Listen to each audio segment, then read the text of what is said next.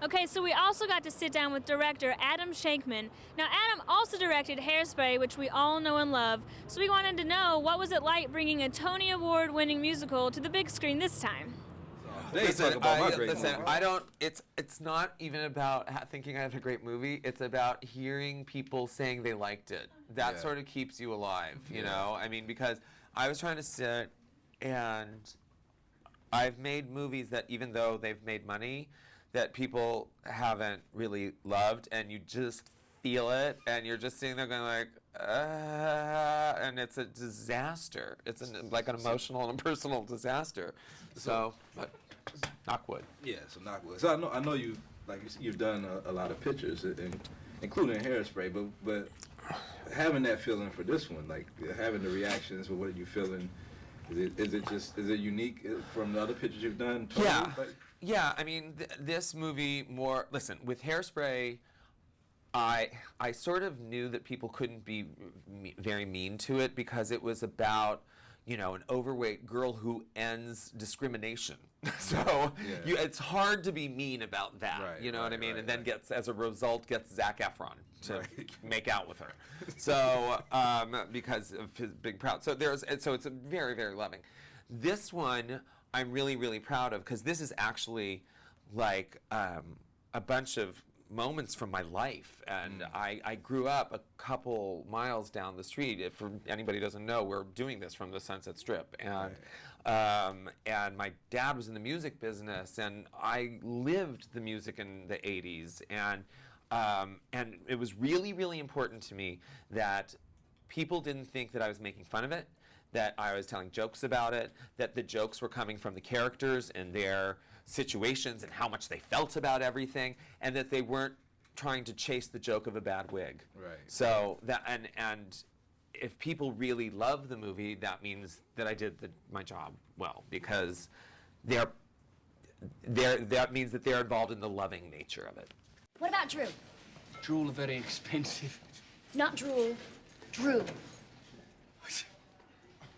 Drew? That Drew? Our Drew? He'll do it for free. Baby, baby, baby. Come on, nobody cares about the opening act anyway. No offense. None taken. Dennis, come on. What do you say?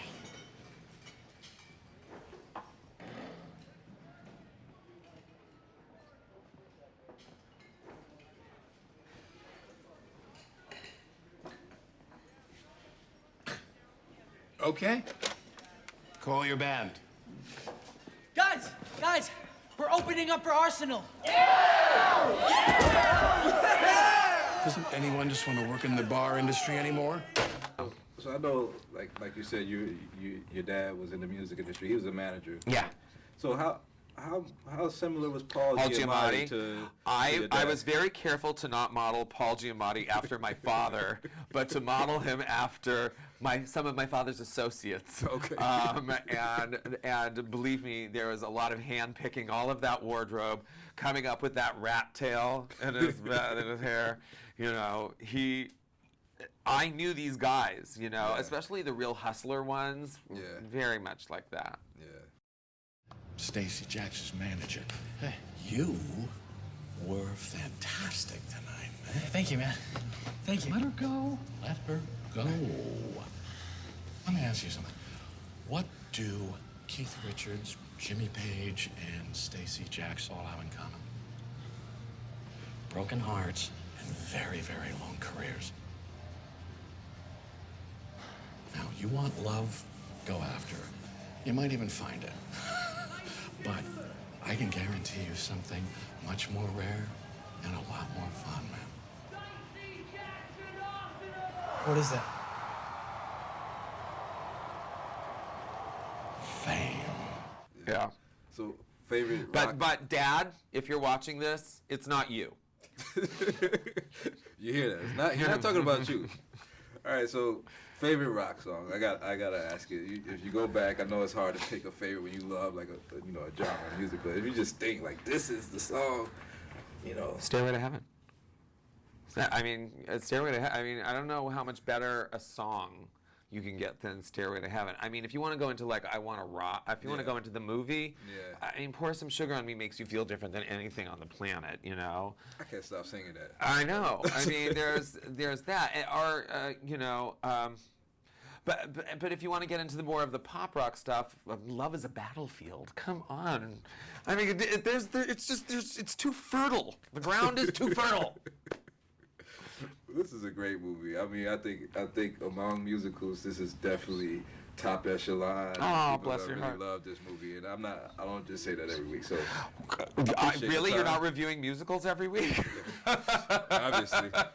And if I am, I'm just being very vague about what if I am, shoot me.